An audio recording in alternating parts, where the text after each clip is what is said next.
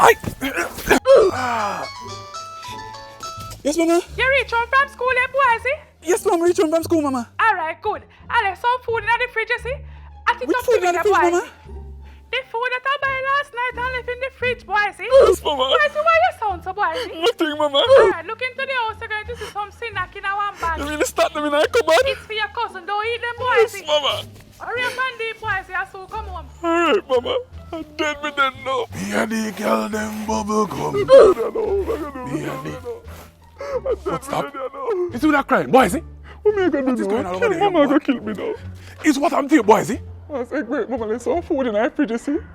And she just called and tell me so she soon come home and fi add them up for her boss Egbert. But me eat out the whole of food them. Savior divine.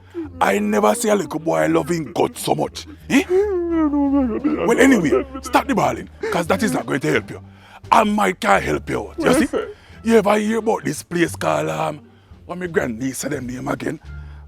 Quickcart? Quickcart? Yes, man, Quickcart.